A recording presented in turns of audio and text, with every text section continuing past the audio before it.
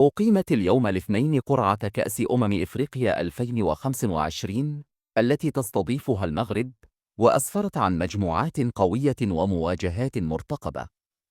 البطولة ستقام من 21 ديسمبر 2025 إلى 18 يناير 2026 وسط ترقب جماهيري كبير. المغرب مستضيف البطولة جاء في مجموعة متوازنة مع مالي، زامبيا، وجزر القمر، مما يمنحه فرصة قوية للتأهل بدعم جماهيره.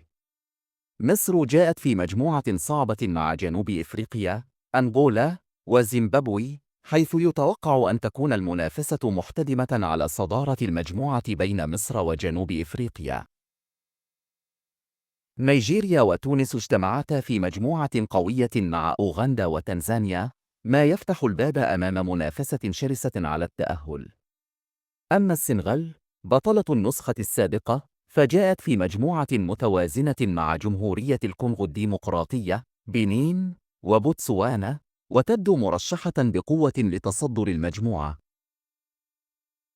الجزائر جاءت في مجموعة مثيرة مع بوركينا فاسو، غينيا الاستوائية، والسودان، في حين تشهد مجموعة كوت ديفوار والكاميرون مواجهات نارية تضم أيضا الغابون وموزمبيق.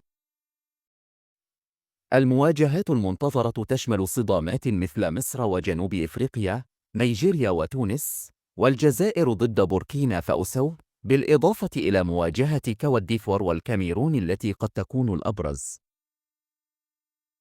المنتخبات الكبرى مثل المغرب، مصر، السنغال، الجزائر، ونيجيريا تعد أبرز المرشحين للقب، لكن المفاجآت واردة من منتخبات طموحة مثل مالي وبوركينا فاسو.